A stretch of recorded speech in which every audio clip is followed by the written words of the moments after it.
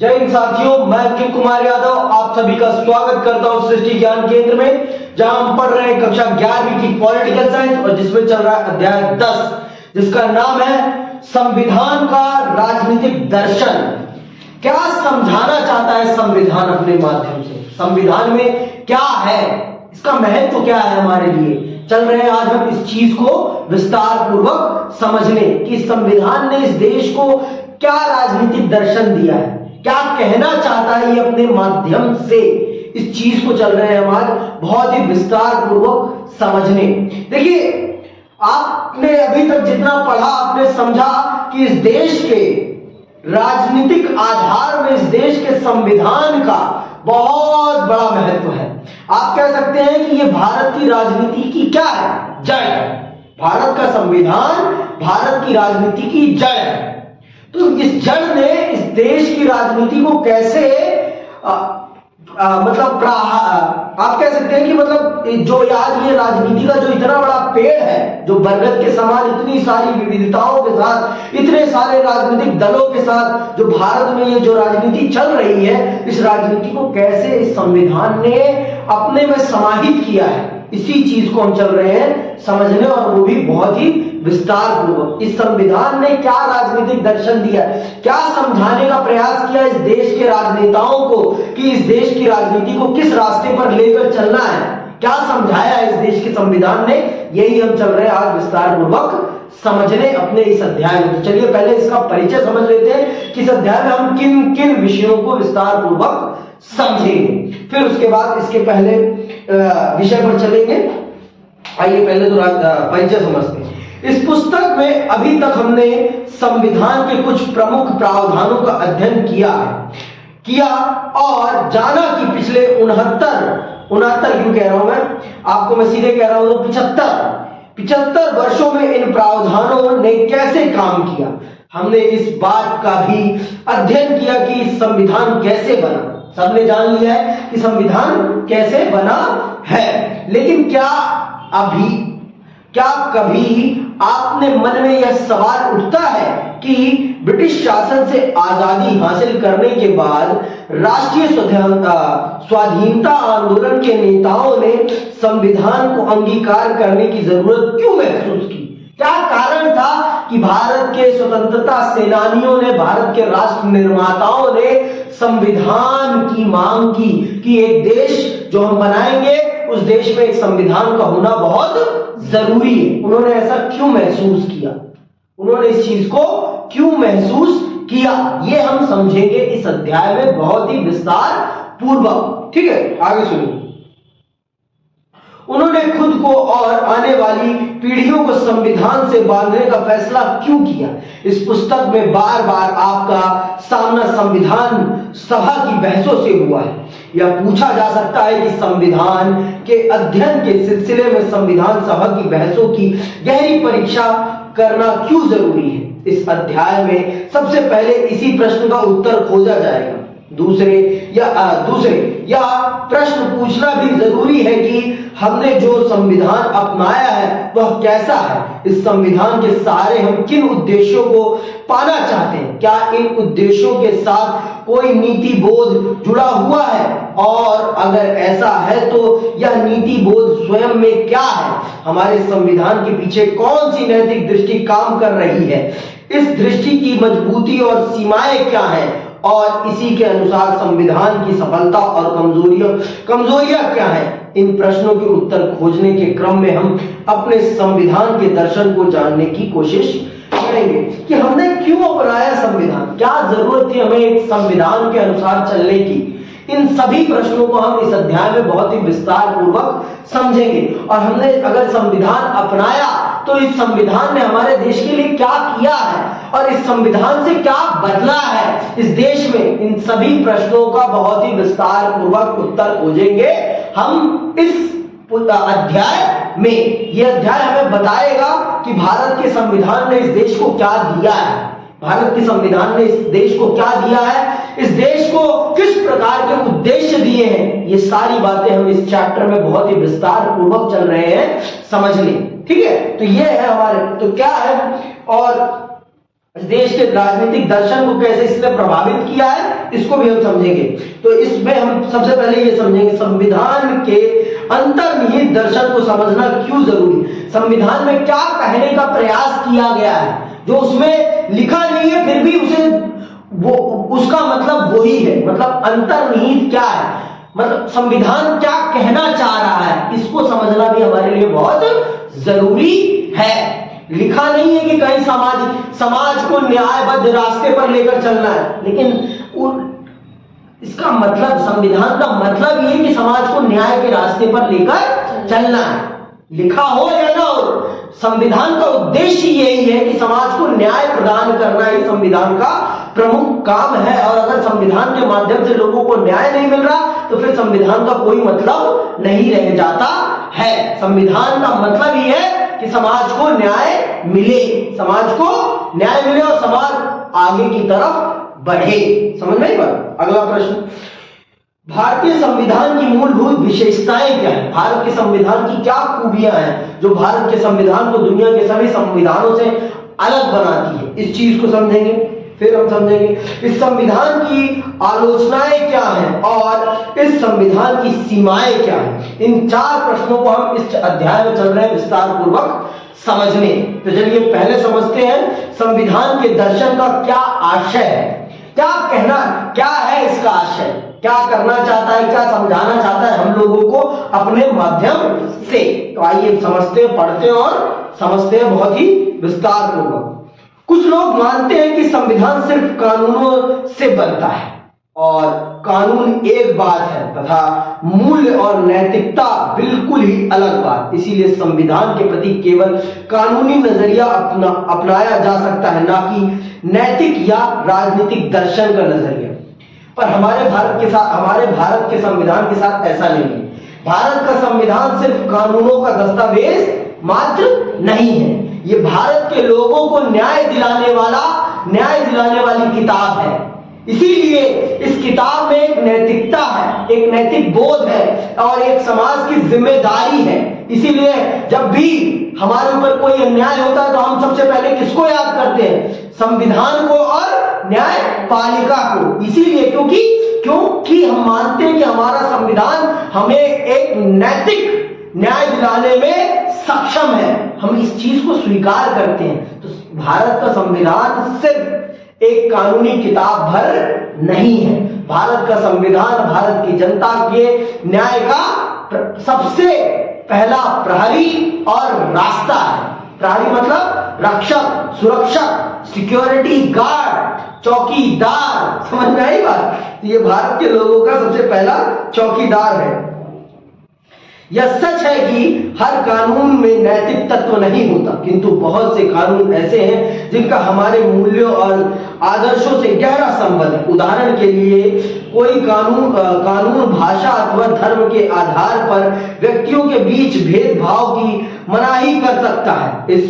इस तरह का कानून समानता के विचार से जुड़ा है। यह कानून इसलिए बना है क्योंकि हम लोग समानता को मूल्यवान मानते हैं।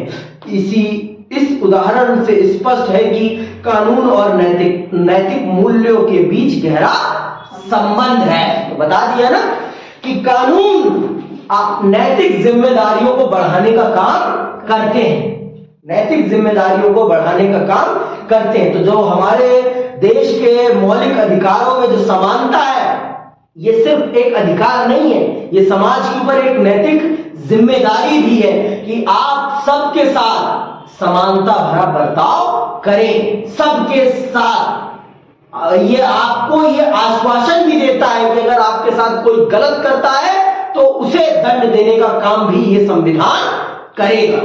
ये इस चीज का आश्वासन भारत का संविधान देता है पूरे भारत वासियों को कि अगर आपके साथ कुछ भी गलत होता है तो ये भारत का संविधान आपको ये आश्वासन देता है। दोनों चीजें कर रहा है, कानून भी है और आपके ऊपर एक नैतिक जिम्मेदारी भी पैदा कर रहा है कि अगर आज के समय में कोई किसी के साथ कुछ गलत करता है तो वो न्यायालय जाके उसका न्याय प्राप्त कर सकता है। तो यही चीज है, भारत का संविधान को यही चीज सबसे ज्यादा विशेष बनाती है, सबसे ज्यादा विशेष इसी चीज ने बनाया है भारत के संविधान को। इसीलिए तो कहा जा रहा है कि भारत का संविधान सिर्फ एक कानूनी दस्तावेज नहीं, भारत का संविधान इस देश की आत्मा है, इस देश की आत्मा। जैसे मंदिर अगर ईश्वर का शरीर है तो जो उसकी मूर्ति है वो क्या है, उसकी आत्मा है मंदिर की। इसीलिए तो कहते हैं वो प्राण है, प्राण। इसीलिए तो 22 तारीख को प्राण प्रतिष्ठा की जा रही है। और बहुत सारे शंकराचार्य क्या कह रहे हैं चारों हमारे, कि अभी शरीर बना नहीं है तो प्राण प्रतिष्ठा करना मतलब ईश्वर को दिव्यांग बनाना। दिव्यांग मतलब समझते हो क्या होता है? अपाहिज बनाना है। लेकिन हमारे श्री श्री श्री प्रधानमंत्री जी नहीं मान रहे, वो मानते कि हम ज्यादा धर्म जानते हैं, वो जो 4 शंकराचार्य वो क्या जाने। तो वही चीज यहां पर भी है। हमारे जितने भी, देखो यही चीज ध्यान में रखने की बात है, हमारे जितने भी संविधान निर्माता थे उन्होंने जितना टाइम लिया, लेकिन एक बहुत ही बेहतरीन संविधान इस देश को दिया। समझ में आई बात? ये सबसे बड़ी खूबी है। आप ये समझिए कि टाइम लगा, लेकिन उन्होंने एक ऐसी चीज दी जो कितने सालों से चली आ रही है, 75 सालों से इस भारत को रास्ता प्रदान कर रही है। आप ये सोचिए। और अगर ये सिर्फ एक कानूनी किताब भर होती तो ये इतने समय तक इस देश को नहीं चला पाती। ये सिर्फ कानूनी किताब नहीं है, ये अपने अंदर कुछ नैतिकताओं को समाये हुए है। इसीलिए ये इतने लंबे समय से इस देश का नेतृत्व कर रही है। समझ में आई बात? इसीलिए इतने लंबे समय से इस देश का नेतृत्व कर रही है। आगे सुनिए, कहां गए? यह सच है कि कानून, अच्छा ये तो पढ़ लिया। इसी कारण संविधान को एक ऐसे दस्तावेज के रूप में देखना जरूरी है जिसके पीछे एक नैतिक दृष्टि काम कर रही है। नैतिक ही तो है, तभी तो इस बात पे बल दिया गया है कि अगर संविधान में लिखा है कि इसको न्याय मिलना चाहिए तो मिलता है। समानता को स्थापित करने का प्रयास किया जाता है। आज आप किसी के साथ जाति भेदभाव करके दिखाओ, अगले दिन आपको सलाखों के पीछे न डाल दिया जाए तो कहने की बात है। एक नैतिकता है ना समाज पर कि आप किसी के साथ अब गलत नहीं करेंगे। अब राजशाही नहीं है, अब लोकतंत्र है, जनता का शासन है और जनता के साथ गलत ना हो, इस चीज की जिम्मेदारी आज की सरकार के ऊपर है। यही बात मैं कह रहा हूं। सरकार का मूल कर्तव्य है इस देश की जनता के साथ कुछ भी गलत ना होने पाए। यह है सरकार का मूल कर्तव्य। यही संविधान उनके ऊपर ये नैतिक जिम्मेदारी डालता है। समझ में आई बात? आप खुद देखो, अगर यही होता, अगर हमारे देश में संविधान में कोई नैतिकता नहीं होती तो कोई क्यों संविधान की बातों को मानता? एक बार वो राजा बन जाता तो बना ही रहता। अगर आप देखो नेहरू जी कितने साल तक रहे देश के प्रधानमंत्री? 47 में बनते हैं, 47, ठीक है, 47 से लेकर कब तक रहते हैं पता है? वो रहते हैं 1964 तक, ठीक है। 3 ये 10 13 13 4 17 साल वो इस देश के प्रधानमंत्री थे। 17 साल, ठीक है, ये नेहरू जी का समय काल है। 17 साल वो रहे। फिर उसके बाद लाल बहादुर शास्त्री जी आए। फिर लाल बहादुर शास्त्री जी के बाद कौन आई? इंदिरा गांधी। समझ रहे बात? तो इंदिरा गांधी भी बहुत लंबे समय तक भारत की प्रधानमंत्री रही है। कब से कब उनका भी बता देता हूं। शास्त्री जी रहे हैं सिर्फ 1964 से लेकर 1966 तक, ठीक है। उनकी ताशकंद समझौते के दौरान मृत्यु हो जाती है। वो किसी को नहीं पता चल पाएगी क्यों हुई है, किसी को नहीं पता। फिर 1966 से लेकर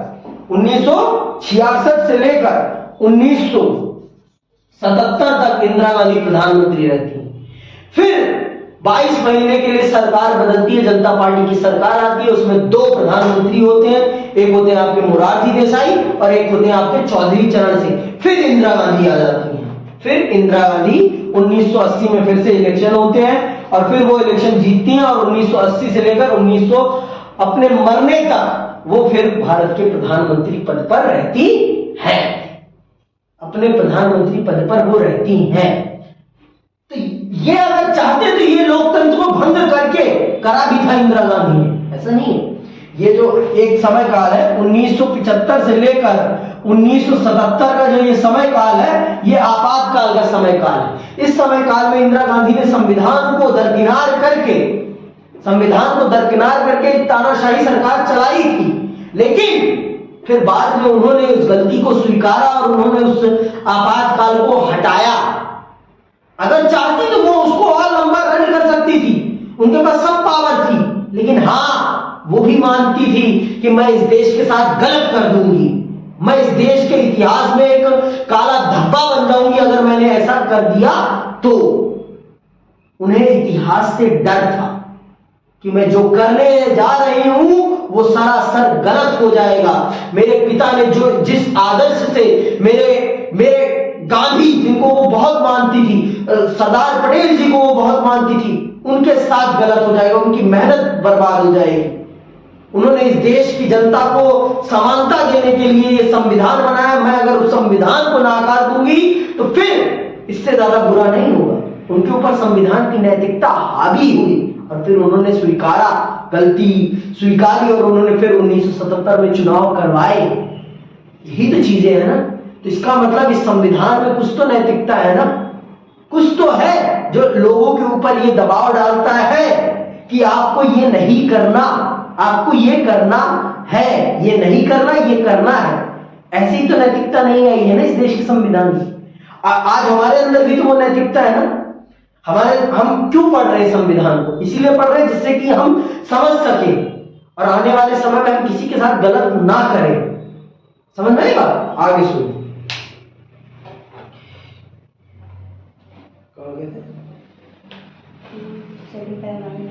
संविधान के प्रति राजनीतिक दर्शन का नजरिया अपनाने की जरूरत है। संविधान के प्रति राजनीतिक दर्शन के नजरिए से हमारा क्या आशय है? इसमें 3 बातें शामिल हैं। पहली बात, संविधान कुछ अवधारणाओं के आधार पर बना है। इन अवधारणाओं की व्याख्या हमारे लिए जरूरी है। इसका मतलब क्या हुआ? इसका मतलब यह है कि हम संविधान में व्यवहार किए गए पदों जैसे अधिकार, नागरिकता, अल्पसंख्यक अथवा लोकतंत्र के संभावित अर्थ के बारे में सवाल करें। समझ रही बात? हमारे संविधान को कुछ मूल शब्दों पर गढ़ा गया है और वो शब्द है ये, आपके अधिकार है, आपकी नागरिकता है, अल्पसंख्यक है, लोकतंत्र है। ये वो है जिन पर हमारे देश का संविधान गढ़ा गया है। इन्हीं उद्देश्यों को ध्यान में रखते हुए नागरिकता, अधिकार, अल्पसंख्यक, लोकतंत्र सब कुछ है ना इस देश में। अल्पसंख्यक भी है, अधिकार भी है ना। तो ये हमारे देश के संविधान के आधार है जिनके इर्द गिर्द हमारा संविधान गया है, गढ़ा गया है। तो इन पर सवाल होना और इन पर प्रश्न किए जाना बहुत जरूरी है और उनको समझना बहुत जरूरी है हमारे लिए। क्या कह रहा है? फिर से सुनना। पहली बात क्या है? संविधान कुछ अवधारणाओं के आधार पर बना है, अवधारणाओं पर, विचारों पर। इन अवधारणाओं की व्याख्या हमारे लिए जरूरी है। इसका मतलब क्या हुआ? इसका मतलब यह कि हम संविधान में व्यवहार किए गए पदों जैसे अधिकार, नागरिकता, अल्पसंख्यक अथवा लोकतंत्र के संभावित अर्थों के बारे में सवाल करें। इसके बाद इसके अतिरिक्त हमारे सामने एक ऐसे समाज और शासन व्यवस्था की तस्वीर साफ साफ होनी चाहिए जो संविधान की बुनियादी अवधारणाओं की हमारी व्याख्या से मेल खाती है। संविधान का निर्माण जिन आदर्शों की बुनियाद पर हुआ है उन पर हमारी गहरी पकड़ होनी चाहिए। तो अब आप देख लो कि जिस शासन व्यवस्था को हमारे संविधान में बताया गया है, क्या उसी शासन व्यवस्था पर हमारा देश चल रहा है या नहीं चल रहा है? अगर नहीं चल रहा है तो इसका मतलब हमारे देश की जनता में कहीं ना कहीं कोई कमजोरी है। ये हमारे देश की जनता की कमजोरी है कि वो अपने देश के संविधान के होते हुए भी अपने देश को उस रास्ते पर नहीं लेकर जा पा रही जिस रास्ते पर उसे ले जाना चाहिए। ये हमारे देश की जनता की कमजोरी है। फिर इस देश के निर्माताओं की कमजोरी नहीं है, क्योंकि उन्होंने एक बेहतरीन संविधान गढ़ा है और उस बेहतरीन संविधान को कोई चुनौती नहीं दे सकता। ये मैं दावे के साथ कह सकता हूं और आज के समय में तो कोई दे ही नहीं सकता, क्योंकि आज के समय में लोग पार्टियों के भक्त हो रहे हैं, देश के भक्त तो है ही नहीं। ये मैं यथार्थ बात कह रहा हूं, क्योंकि आज इंसान पार्टी भक्त है, इंसान पार्टी भक्त है, देशभक्त तो है नहीं, समझ में आई बात। और राम के भी भक्त नहीं है, पार्टी भक्त है आज भी। अगर देखो, अब आपको मैं एक उदाहरण दे रहा हूं, शंकराचार्य किसी पार्टी से जुड़े नहीं है, उनका धर्म से जुड़ा हुआ है और उनसे बढ़िया धर्म को कोई नहीं जानता, फिर भी उनकी बातों को नजरअंदाज किया जा रहा है सिर्फ इसलिए क्योंकि उसका राजनीतिकरण करना बहुत जरूरी है, नहीं तो उसका चुनावी फायदा नहीं मिल पाएगा। समझ में आई बात। तो ये बात समझो। तो लेकिन और उस समय जिन लोगों ने इस देश को बनाया वो लोग राष्ट्र प्रेमी थे, उन्होंने राष्ट्र को उस चंगुल से निकाला था जिस चंगुल में देश फंसा हुआ था, उस चंगुल से निकाला था इसलिए उन्हें पता था कि अगर देश को मजबूत रखना है तो पक्ष भी ताकतवर हो और विपक्ष भी ताकतवर हो, तभी मजा आएगा। तो इसीलिए उस समय की जो कांग्रेस थी वो अपने आप में ही पक्ष थी और अपने आप में ही विपक्ष थी। जब अगले साल आप पढ़ोगे तो आपको पता चल जाएगा कि किन लोगों ने इस देश के संविधान को बनाया है और जिन्होंने बनाया वो कितने ज्ञानी लोग थे, कितने विचारशील लोग थे। आज के बच्चे उनके सामने कुछ नहीं है, कुछ नहीं। समझ में आई बात। आगे सुनिएगा।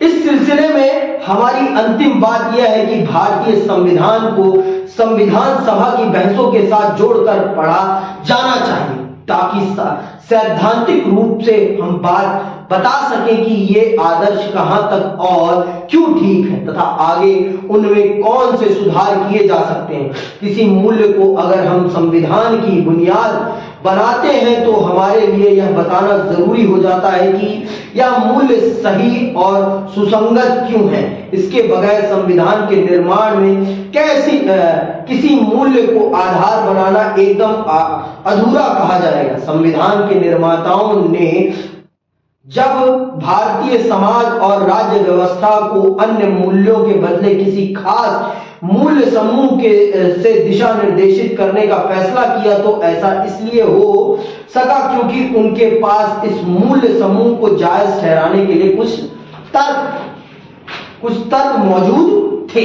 अगर हमने किसी धर्म विशेष को अपने संविधान में सम्मिलित किया है ना तो उसको शामिल करने के पीछे भी हमने तर्क दिए हैं कि हमने इसलिए इस धर्म की इस विशेषता को अपने संविधान में शामिल किया है।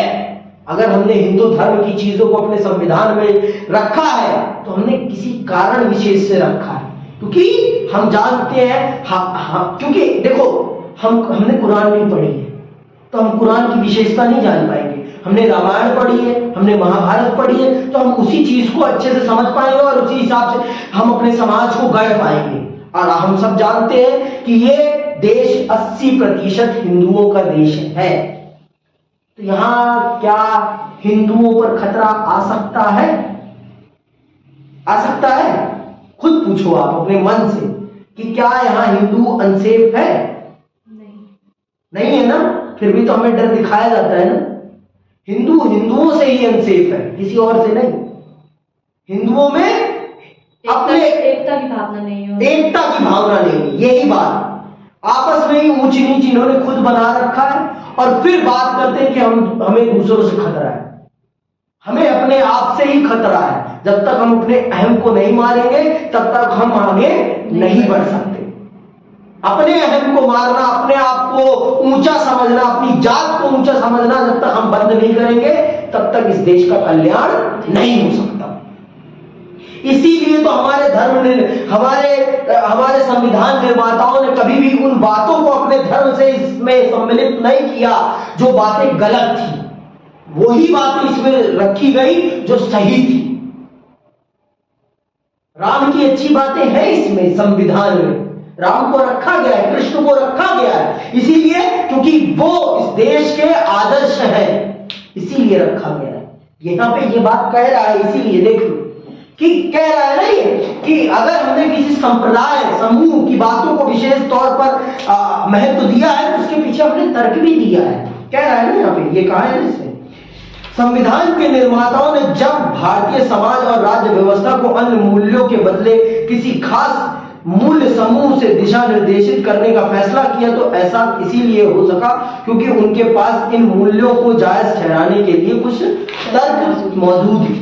अगर हमने किसी संविधान से भी कुछ लिया तो हमने उसके पीछे तर्क दिया। बिना तर्कगत हमने किसी भी संविधान से कुछ नहीं लिया, चाहे वो अमेरिका का संविधान हो, चाहे वो आपका ब्रिटेन का संविधान हो, चाहे वो कनाडा का संविधान हो, चाहे वो आयरलैंड का हो, किसी के भी संविधान से हमने कुछ भी लिया, किसी भी समाज से हमने कुछ भी लिया, किसी भी धर्म से हमने कुछ भी लिया, तो हमने उसके पीछे अपना तर्क दिया कि हमने इसलिए, हमारे संविधान निर्माताओं ने इसलिए लिया।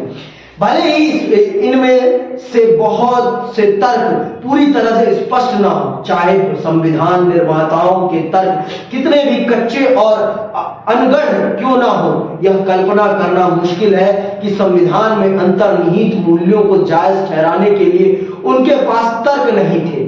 संविधान के अंतर्निहित नैतिक तत्वों को जानने और उनके दावे के मूल्यांकन के लिए संविधान के प्रति राजनीतिक दर्शन का नजरिया अपनाने की जरूरत है। ऐसा करना इस वजह से भी जरूरी है ताकि हम अपनी शासन व्यवस्था के बुनियादी मूल्यों की अलग अलग व्याख्या को एक कसौटी पर जांच सकें। यह बात स्पष्ट है कि आज संविधान के बहुत से आदर्शों को चुनौती मिल रही है। देखो भाई, समय के साथ चीजें बदलती हैं, तो उन चीजों को चुनौती मिलना कोई बड़ी बात नहीं। 70 साल पहले जो सही था आज वो सही हो, वो कोई बड़ी बात, गलत हो जाए तो कोई बड़ी बात नहीं है, क्योंकि उस समय के समाज के साथ जो सही था वो आज के समाज के साथ सही हो ये संभव नहीं है। उस समय के समाज में आप जीन्स पहनने की कल्पना नहीं कर सकती थी, और आज सुलभ है, आसान है, कोई भी पहन के घूम रहा है।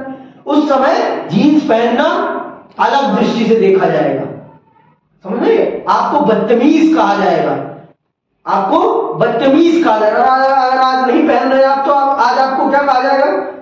आज कहा जाएगा अरे ये तो पिछड़ी हुआ है, पिछड़ा हुआ है, पिछड़ा है ना। आज इसको सिंबल क्या बना दिया जाए? पिछड़े हुए। और उस समय आपको अय्याश का सिंबल दिया जाएगा अगर आप जीन्स पहनते हैं तो। समय के साथ चीजें बदलती हैं। तो आज अगर कुछ संविधान के कुछ तर्कों को गलत ठहराया जा रहा है तो वो कोई बड़ी बात नहीं है, कोई बड़ी बात नहीं है, क्योंकि समय के साथ चीजें बदलती हैं और बदलना प्रकृति का नियम है। और अगर नहीं बदलाव हो रहा तो इसका मतलब आप गलत दिशा में जा रहे हैं, गलत दिशा में, गलत समय की तरफ जा रहे हैं। इसका मतलब आप अपने काल की तरफ जा रहे हैं। जिसमें बदलाव नहीं होता ना वो अपने काल की तरफ जाता है, और जो बदलाव अपने अंदर कर रहा है वो कभी काल की तरफ नहीं जा रहा। ये बात समझिए।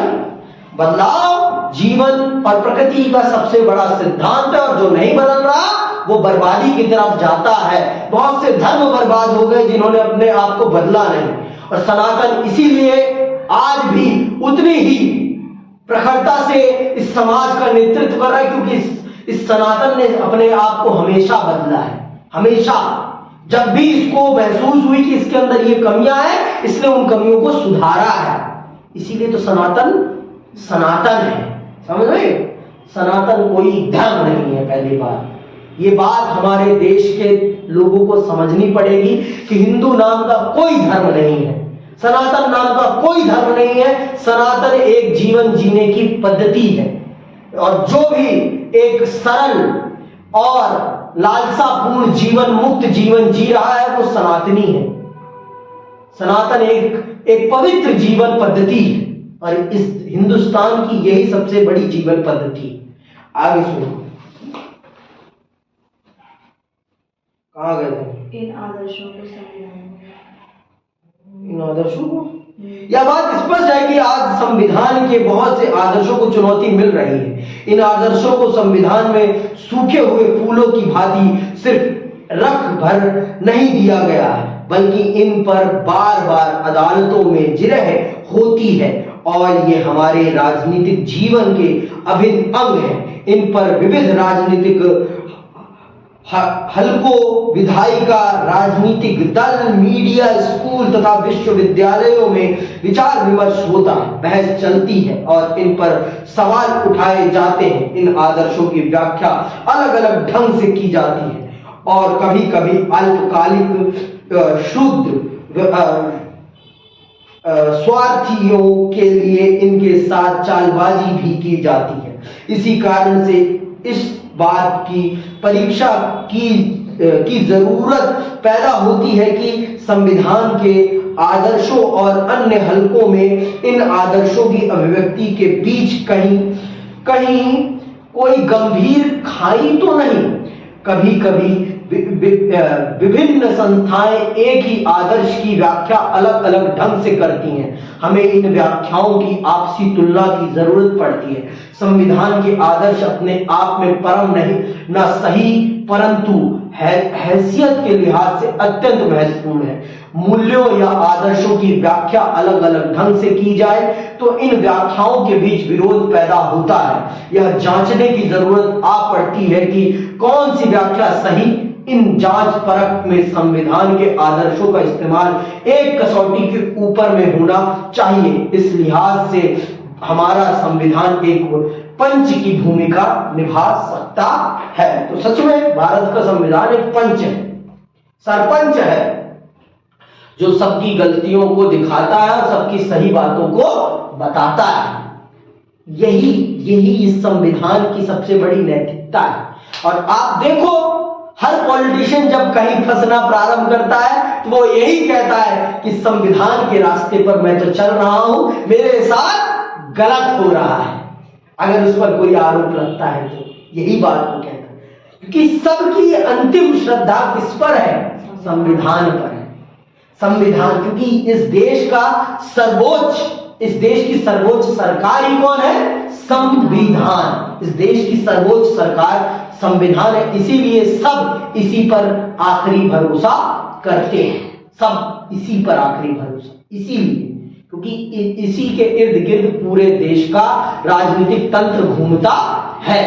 यही सभी राजनीतिक पदों की असली शक्ति का स्रोत है। यहीं से सबकी शक्तियां निकली हुई हैं। इसीलिए तो कहा गया है कि भारत का संविधान एक राजनीतिक दर्शन, इसीलिए तो कहा जा रहा है ना।